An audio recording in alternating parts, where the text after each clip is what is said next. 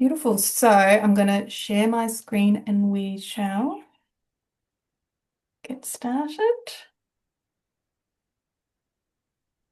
Um, and now my slides have disappeared. Here they are.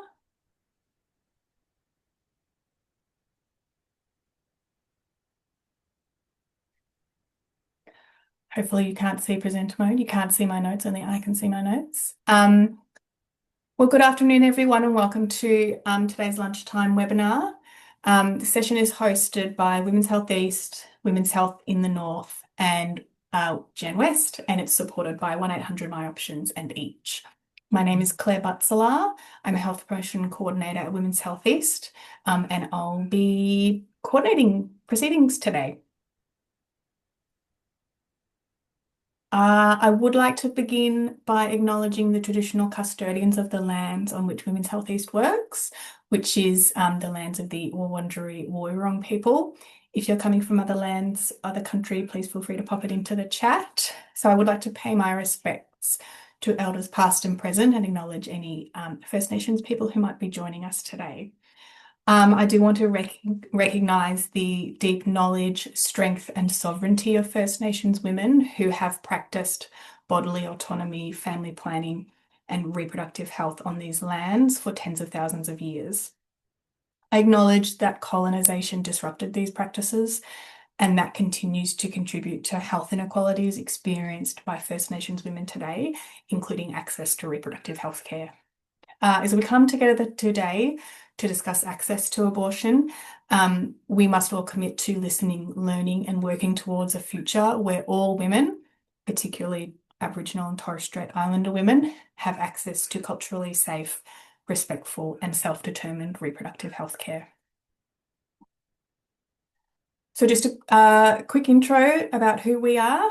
So Women's Health East, Women's Health in the North, and GenWest make up 3 of the 12 women's health services that are funded through the state government's Victorian Women's Health Program. So 1-800 My Options is also a program of Women's Health Victoria, which is the statewide women's health service and is also a part of the network. We provide coordination, capacity building, and support so that organisations and communities across the state can take real action towards a healthier, safer, and more equitable Victoria. So why today's topic? Why are we talking about how all clinic staff can improve access? Well, optimal sexual and reproductive health for women requires access to safe, effective, timely, and affordable services, including abortion healthcare. Abortion is a safe and essential medical procedure that requires timely access and is dependent on effective referral pathways and the availability of individual providers and services to meet that demand. Across Victoria, Australia, the world, access to services is still highly inequitable, and this is leading to health and social inequalities, and it is contributing to gender inequality. So we're so pleased to have so many of you here today. Because you're here to learn about how all clinic staff can play a role in supporting abortion access. So we'll jump straight into our presentations. Today is just, an introduction. There's a lot to cover. It's a tight schedule, so feel free to pop questions into the chat at any time, but we'll come to answering them at the end after the presentations. I'm sure there'll be further information that you're looking for. And we are definitely planning to look at what other training and resources and things we'll be able to provide in this space in the future. So if you come away from today wanting more information, wanting to know more, please be sure to pop that into your evaluation forms and we can look at what we'll be doing next in this space. So our first presenter is Emily Duyen, who is the Stakeholder Engagement Coordinator at 1-800 My Options, which is Victoria's phone line for abortion, contraception and sexual health. She started working at the service from its inception in 2018, and she has supported literally thousands of Victorian women in seeking abortion care. So she's going to use her experience from supporting all these women to provide some tips on how you can set up an effective service at that first point of contact, whether your people are being referred in or referred out. So I will stop sharing my screen. And Emily, please go ahead. Brilliant. Can everyone see some purple contraceptive and STI icons on the screen? Perfect. All Yes. right. Thank you for that intro. Yes, my name is Emily. I'm coming from 1-800 My Options. I'll be talking a little bit about, I guess, some of the ways that hopefully we can make the abortion system easier to navigate for people. And yeah, working with lots of different health services along the way, as well as women who are seeking abortions. I guess there's lots of things that we can actually be doing to make all of it a little bit less stressful for everyone. So a little bit about the service. It's funded by the state government, and it basically operates as an information support and referral line. So we've got a phone service. We also have email and web chat that people can contact us on. But overwhelmingly, people do call and basically ask what they need to do if they want to access an abortion. To date, we've talked to over 42,000 people, and we work very closely with around 800 registered health services.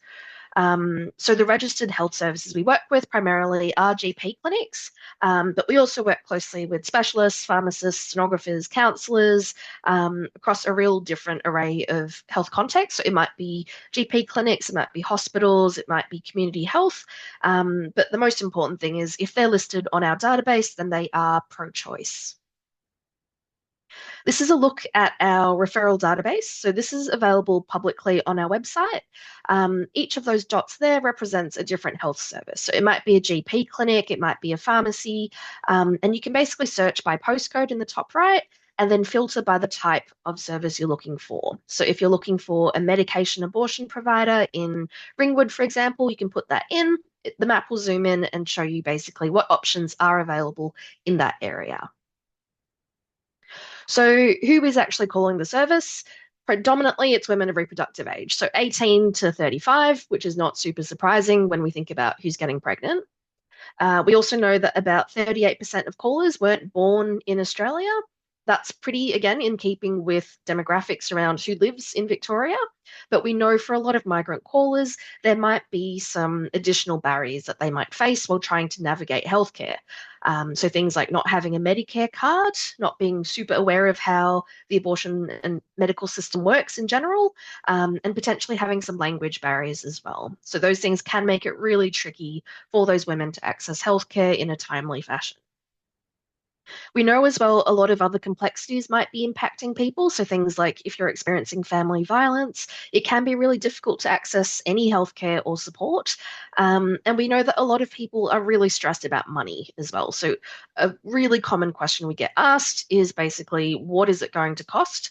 And that's something I'll talk a little bit more about in terms of how you as frontline sort of first point of contact workers can actually really support abortion seekers in that way. So, in terms of the people calling us, we know that around 70% were actually under 9 weeks of pregnancy when they called. So, that means that around 70% are actually eligible to have the medication abortion, which means it would probably be appropriate for us to refer them to GP clinics where abortion medications can happen. A very small number are sort of beyond the 24 weeks gestation limit in Victoria, and a small percentage are sort of in the realm where they can only get the surgical abortion. So just really want to emphasize that the majority of people are actually eligible to have the medication abortion when they contact. Um, Another thing that's interesting to note is that only around 40% of people who call wanting an abortion have actually had an ultrasound dating scan. So for some people, we might be the complete first people that they've talked to about it. So they haven't had any medical support yet. In other instances, they might have actually gotten our number from a GP clinic. However, that GP might not have arranged the appropriate workup for the patient in order to get the medical abortion. So that's, I guess, some of the things that we are working with when we're talking to people and managing some of the expectations around how soon they can get it and what they need to do before they can actually get the prescription. I guess in sort of that vein, we know that a lot of the people calling us face a lot of different barriers while trying to access healthcare. So we know the health system can be really confusing to navigate. They might be facing stigma and judgment from people around them or from health professionals. Sometimes health professionals might be giving them misinformation, for example, inappropriate workups or inappropriate referrals. And there's a whole bunch of other practical considerations as well, which might be really sort of challenging these people while trying to access healthcare. Things like how long a wait time is at a service, what the cost is, if they need to travel or not, if they've got childcare, and a whole bunch of other individual complexities. Like, for example, if they're a young person living with their parents, what that might look like for them at home, if they've got health issues, disabilities, issues around trauma or family violence, like we said. So I'll just quickly sort of show you what it looks like to try and access medication abortions in Metro Melbourne at the moment. So this is a map basically demonstrating where patients are located, where they basically live as they're trying to access medical abortions. So darker blue means more abortions, yellow means no abortions. So as we can see, there's not really anywhere that is home to anyone that is never seeking an abortion. Basically, we know abortions happen across Melbourne. The next map I'm going to show you is where the prescribers are located. So where the doctors are, where the nurses are that can actually prescribe the medication abortion. In an ideal world, these two maps will look exactly the same because that means that people are getting abortions within their own LGAs. They don't need to travel. As you can see, it's clearly not the same. There are definitely pockets, particularly within the north eastern regions, where there is very little abortion provision, if not none at all. So the fact that a lot of people are struggling to find abortion services locally, the fact that a lot of people are having to travel for their abortion care, means that if you are working sort of as that first point of contact for someone trying to seek abortion, it's really important that you actually give them the right information on whether or not you provide medical abortions at the clinic, so that people aren't having to run around to different LGAs, to different clinics trying to find a service. All right, I'll go through now some of the information that we think might be useful to know about when considering a person's experience contacting a medical clinic for the first time and asking for abortion care. So the first thing to think about if you are sort of in that medical reception role is to think about, do you actually know what all the services are that are provided at the clinic? So do we know if the clinic provides medical terminations? Do we know which GPs in particular provide terminations? Do the other GPs in the clinic actually know that that doctor provides medical terminations? We've had cases where people call up and they ask for abortion and they're told that we don't do that here. Or they've actually made an appointment with one of the doctors and the doctors then referred them out, even though one of their colleagues in the clinic actually does provide medical abortion. So we want to really avoid those situations. We want to make it as streamlined as possible. Other things to think about, are there GPs that have special appointments saved, set aside for those medical abortion appointments? So those things really great to know. The other thing that's important to know is if there's any conscientious objectors at the clinic. The last thing you would want to do is book someone who's wanting to talk about terminations with a doctor that is going to conscientiously object to providing that service. So ideally, we know exactly who's providing. Everyone knows who's providing, so they can refer to that doctor if someone else comes to them. And we know which doctors are not going to be happy to talk about this, so we don't book people in with those doctors. Secondly, I think it's worth just noting that a lot of the time people are very understandably a bit cagey about asking, do you provide medical determinations? Can I get an abortion? They might use it, they might ask using a variety of different language that might be quite vague sometimes. So we know that over the phone line, people will sometimes call just being like, oh, can I chat to someone about unplanned pregnancy? Or they might just say, I need an abortion. So, whatever language it is, it's really important to clarify exactly what they want. Are they wanting a medical abortion appointment with one of the GPs? Are they wanting antenatal care? Are they wanting support with a miscarriage? Or are they wanting a surgical abortion that you can't provide at the clinic? So, whatever it is, I guess just really important to confirm exactly what they're looking for and whether or not the clinic can provide it. So then I guess it's important to sort of know and have that discussion within the team around how do we book patients contacting the clinic for medical terminations.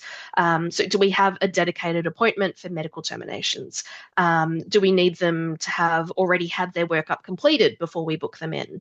Can we set up nurse consults for the workup or for the follow-up instead of booking them in with GPs? So whatever it is, it's important to have that chat with all of the clinicians and all of the support staff to make sure that everyone's on the same page about what to do when someone's actually contacting the clinic. So different clinics do it differently. There's not one single way that's the best way that's going to work for every clinic. But what is important is that we have consistent and clear information given to people contacting. So a sample sort of booking explainer. This is a common model that a lot of GP clinics might use. So they might say, if someone's calling asking about a medication abortion appointment, the first thing to sort of note is that we can absolutely do that, but it will need a few appointments. It's not going to happen in the first consult that you have.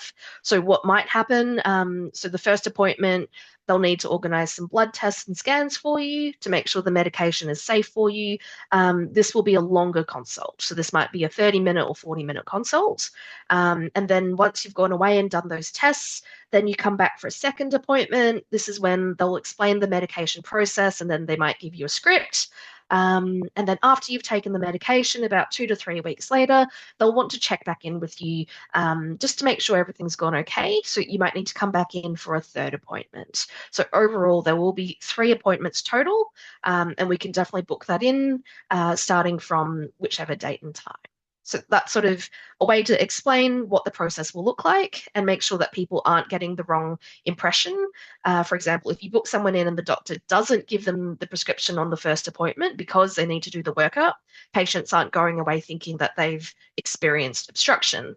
On the other hand, patients might go in sort of not quite knowing what to expect, and they might be really stressed about the cost of each of those appointments. So having a really clear guide of what the process will take away a lot of that anxiety for patients.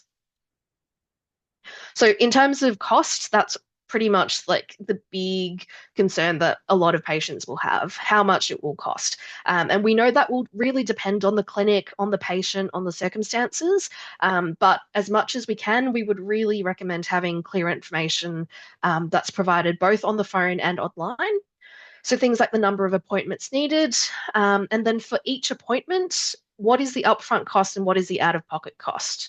A lot of reception staff that we've talked to actually aren't quite aware of how doctors will bill these appointments, which obviously can add an extra barrier for patients who might not be willing to make an appointment if they don't know what they need in their bank account at the time, right? We also need to know if there's going to be any discounts for concession card holders, if you can do direct billing, and if you can, to which private health insurance companies. If you've got payment plan options available, that's really good to know as well. So whilst this is really complex information, it's obviously not always just a straightforward, it will cost X amount of money. We've found that some of the ways that reception staff can explain it can be sort of as straightforward as these examples. So for example, with this one, which is sort of from the same clinic, which would have those 3 appointments, they might say something like, the first appointment, which is a long appointment, you'll need to pay around $200 up front, but you get an instant Medicare rebate back onto your card, which is $82.90, which means at this first appointment, you'll be out of pocket $121. For the second appointment, that will be a standard appointment. So that means you need to pay $112 up front. You'll receive an instant Medicare rebate. So what you'll be out of pocket is around $70. And the third appointment is usually a telehealth call, and that's usually bulk billed. So you don't need to pay for that third appointment. So in total, you'll need to be around $170 out of pocket, but this doesn't include the cost of the medications or the ultrasound scan. So by giving the patient all of that information up front, they're able to make an assessment on whether or not this is going to be affordable for them, that they're able to have that amount in their accounts for each appointment, and that they understand exactly what they're paying for. This is an example of a clinic which has their billing model sort of set at a flat fee, where the patient basically pays upfront at the first appointment, and that covers all of the following consults. This is available online on their fees and billing guide. Section on their website. So this one for a patient with Medicare, medical termination, we can see is $400 and they get a rebate of $82. So out of pocket, we know that they're going to be around 300 and something. For patients without Medicare, it's just a flat $500 fee. So for most patients wanting to know about costs, this would be a clear way for them to see online as well. However, I would just add a aside, this is not a particularly accessible clinic in terms of fee structure, but at least it's very transparent in terms of what the costs are. All right, next, it's important to note what is the actual patient's situation. So, do we know basically how urgent it is? What's their gestation limit? Are they experiencing any significant pain? Do they have a language barrier? In that case, it's important to ask a few questions like have they actually done a blood test, a urine test, an ultrasound? Do they know when their last period might have been? Are they experiencing any urgent pain? Do they want an interpreter? So all of those questions can really help in that first call as well. It's important to remind patients as well that they have medical privacy rights. Let them know that, for example, if it's a really young person that might be really worried, things like they don't need parental consent, they have a separate Medicare account which their parents can't view if they're over 14, and if they don't have their own sort of Medicare card, they can just bring in a photo of it or their card number or photo ID. It's important as well to let patients know if they're asking what will actually appear on their Medicare billing statement. So, for example, is it just going to come up as a long consult, or will you bill it with, say, pregnancy options counseling or something else? So, really important if you can give them that information so they can do safety planning, particularly if they're in a family violence situation. Finally, think about the visibility of the service. Does the website actually list medical terminations or MTOPs on their websites? Do GPs that do it actually have that in their bios? Is there a way we can add it to the online booking options or the menu options on the phone? And if you're registered on the 1-800 My Options website, think about having our logo on the website or resources visible in the clinic. So here are some examples of clinics that will have medical termination options actually visible on their website. So that's really helpful for people trying to figure out if you're a safe clinic to go to. Then finally, referring on. If you can't actually support the patient at your clinic, have you set up appropriate referral pathways? So if they need other abortion services, send them to 1-800. Do they need support lines? Do they need urgent care? And finally, just very simply, I guess, people can be really distressed when they're trying to access abortion care. So reassure them as much as you can, find them the right information, and be patient and don't be judgmental. So I think that's pretty straightforward sort of basics around that, but just always helpful to keep in mind.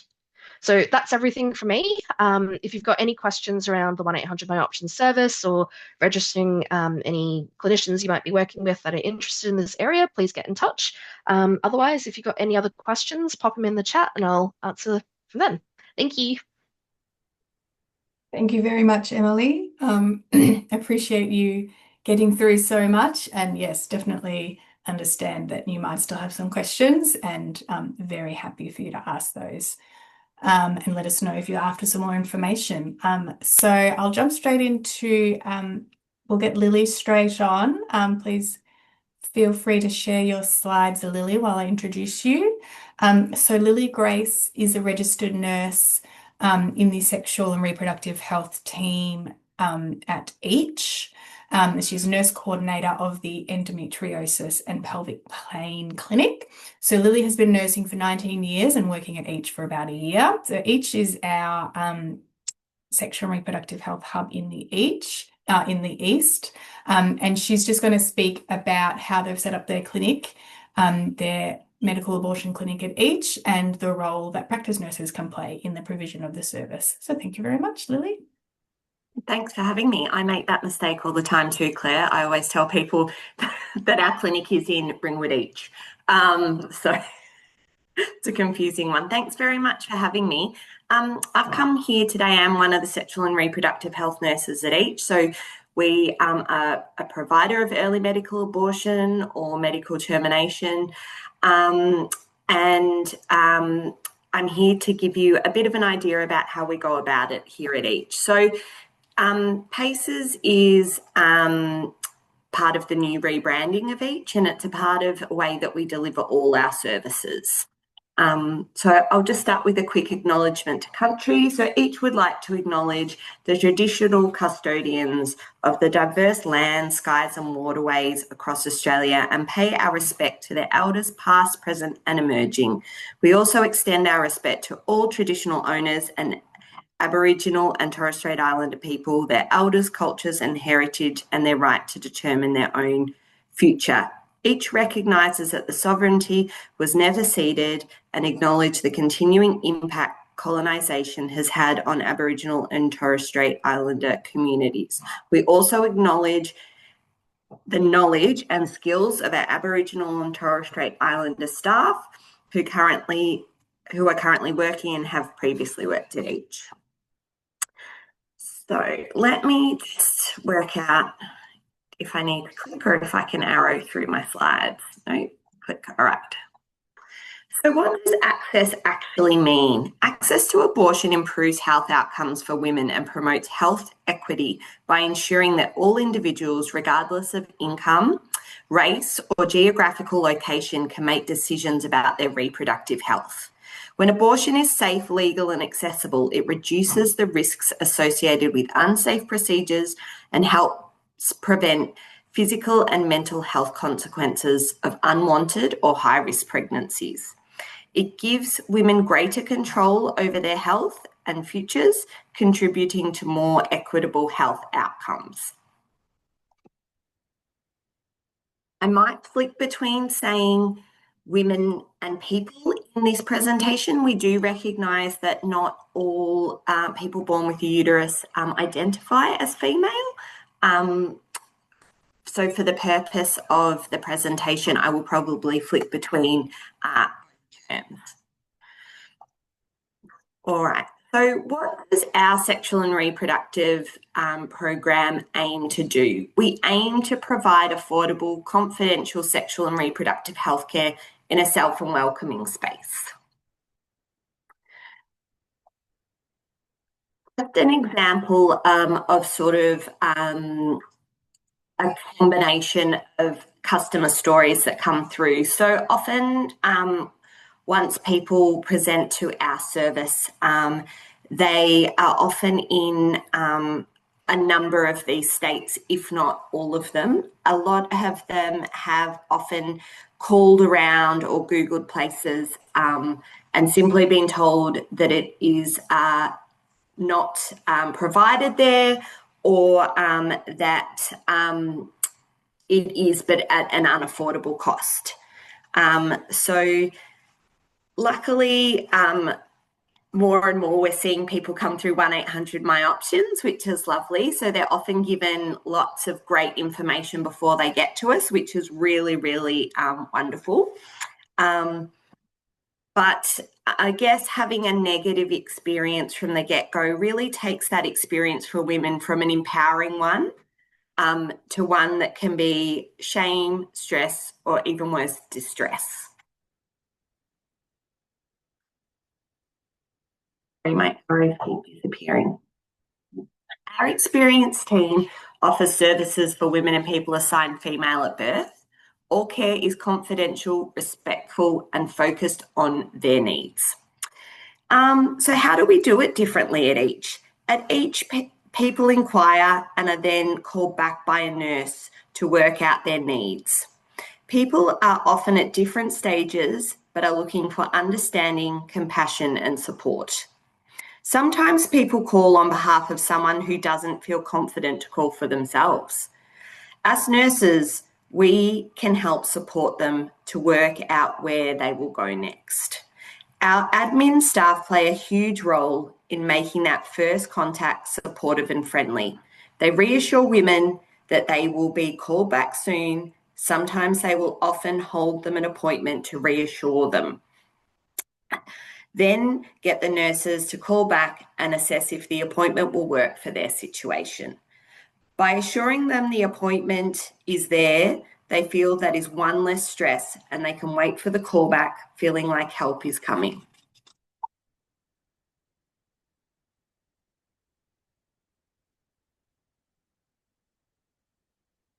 So, first part of PACES is person-centred. Although we don't do a specific training module, each fosters a culture of compassion and understanding. This carries through our customer service. We take the time to listen, we make sure care is personalised, and we try to make it as easy to understand as possible. So whether your service offers medical termination, making that person feel that you have listened and are willing to redirect to a service like 1-800 My Options means that you have removed the first barrier for these people. Accessible. We provide a number of ways people can access the sexual and reproductive health service.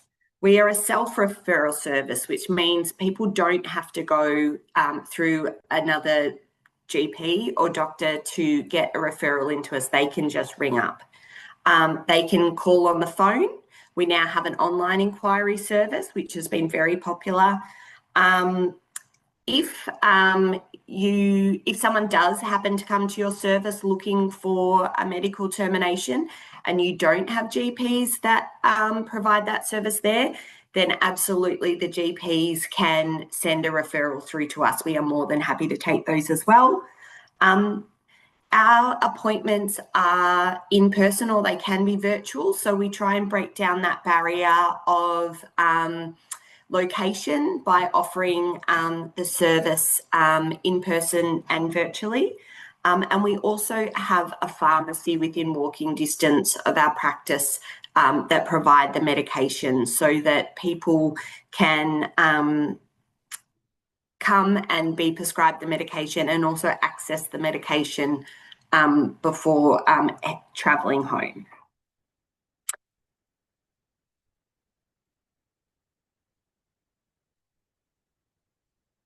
All right, so connected. People accessing the service are sent a welcome pack from each that has all the information they need on how to contact us in future if needed. All contact is done to ensure confidentiality and privacy. Appointments appear on the person's Medicare card as a standard GP review appointment. People are contacted a number of times in the lead up to their appointment to ensure a straightforward experience and reduce the stress that can be felt when things do not go as planned or expected. Education and reassurance is provided at every contact. People are given their appointments in written and SMS form. Nurses follow the person throughout the entire procedure. How is this effective? To ensure people accessing the sexual and reproductive health service have a good understanding of the process of the medical termination, education and resources are provided from the first call with the nurse.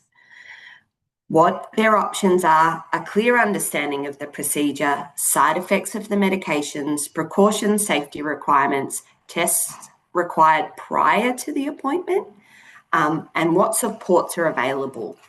So lots of people that access our service are not aware that they are eligible for a surgical termination through their local public hospital. Many believe these are only done through private clinics and are expensive. Although this is unfortunately the case for those who do not have Medicare here in Australia, for those that do, they are often relieved to be informed of this.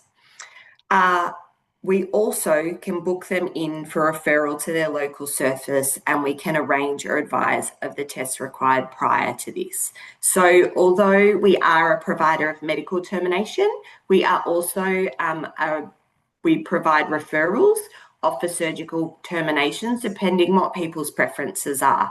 And often it's just a matter of really clear, calm information and letting people take the time to take that in.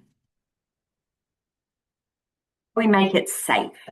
To ensure that the person undergoing the medical termination remains safe throughout the process, we provide all the information to the person verbally as well as via written material. If English is a second language, we use interpreters to ensure they have a good understanding. We ensure all test results are available prior to attending the appointment. And nurses sit with, either in person or on the phone, with the patient for at least 30 minutes and go over all the information to ensure they have a good understanding and that they are making an informed decision and know what to do should the procedure not go as planned. People are provided with numbers that they can call, as well as making sure that they know where their closest emergency care is. So just to give some practices an idea of how a nurse can be used in the medical termination service, we make that initial contact. So once someone has called in, we will get back to them if we can't take the call straight away. We provide education from that very first phone call. We take a detailed history to ensure the person is eligible for the service. And we advise what their options are based on the information provided. We also let them know that counselling is available pre and post the procedure. So for anyone calling in distress who has not yet made their mind up which way they want to go, definitely referral onto one of the counselling services can be really helpful just to support them through this process. As practitioners, we're here to give all the information to make an informed decision, but sometimes people need a bit more time and to spend a bit more time with someone going through that. So the pregnancy counselling can be a really valuable tool for someone in this situation. We then book any appointments needed from there. Alrighty. When we meet with the patient as the nurse, we again go over the procedure, what is going to be involved each step of the way. We ensure that the person will have a safe location and support person for the procedure. We explain the risks and use statistics to reassure that this is a safe procedure. Ensure that the person knows what to do if something does go wrong and make sure they know who to contact and when. We then take the time to answer any questions and let the person digest all the information coming their way. If more appointments are required, we do that. So we make sure that no one ever feels rushed or pressured in any way through the process. And then finally, we go through their consent form. We go through when they need to seek help. We complete the times and dates of when to take their medication, and we allow time to answer their questions.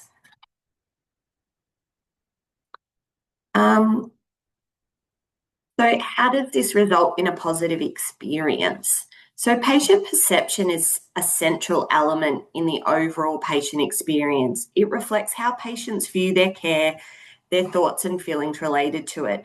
Their experiences shape their perception and influence their overall satisfaction and trust in the healthcare system. Positive perceptions come from feeling heard and respected and experiencing clear communication during consultations.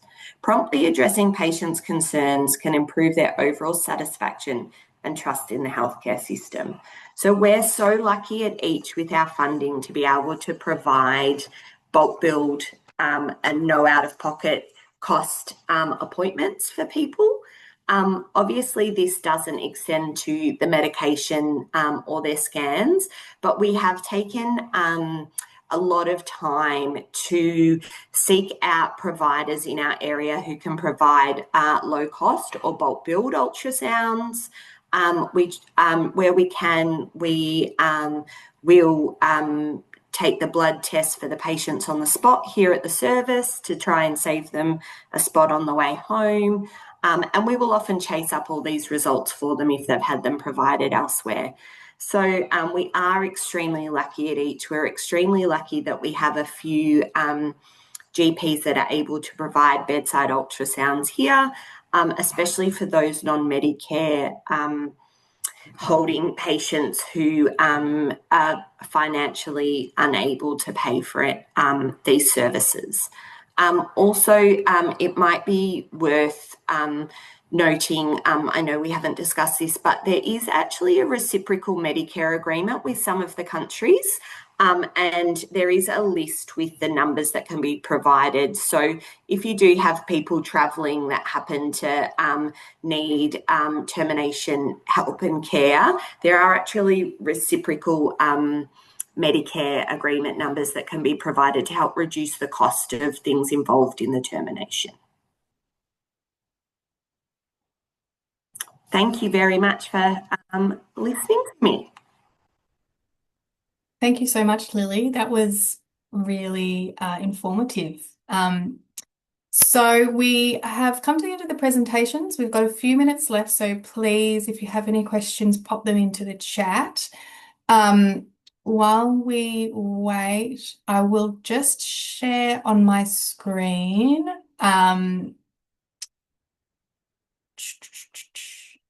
this QR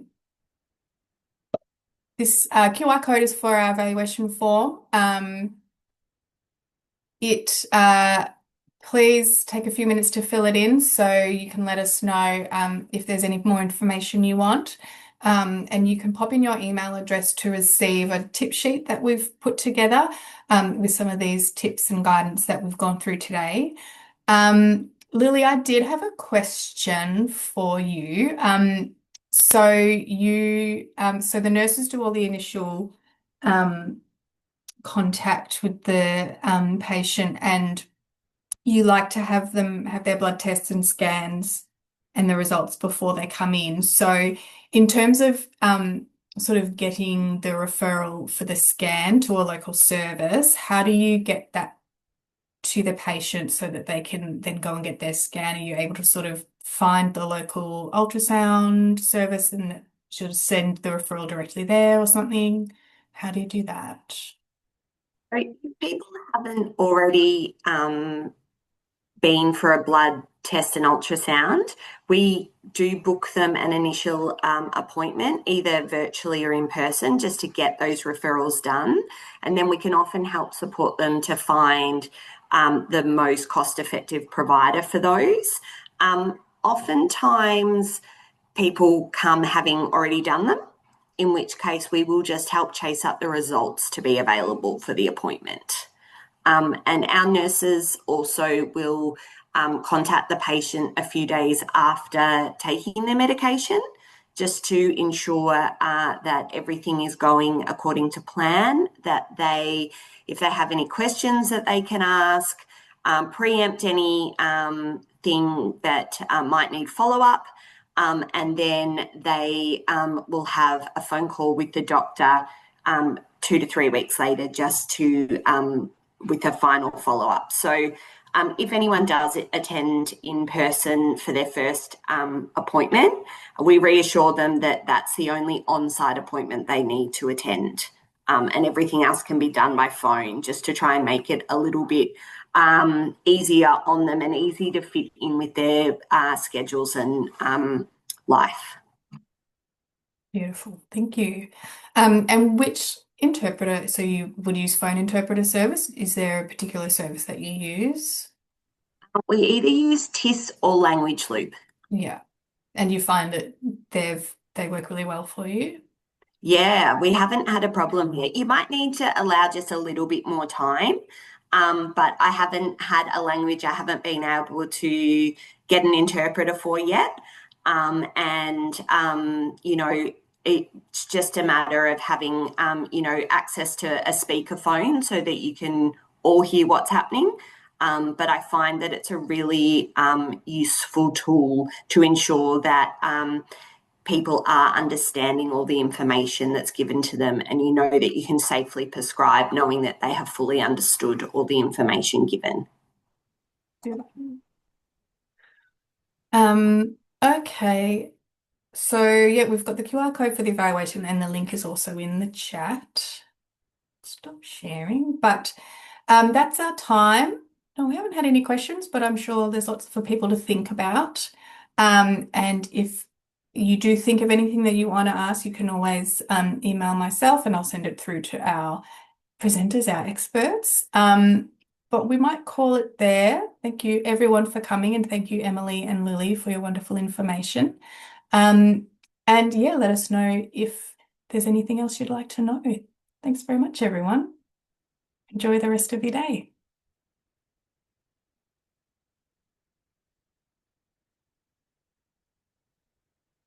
All right. Beautiful. Okay.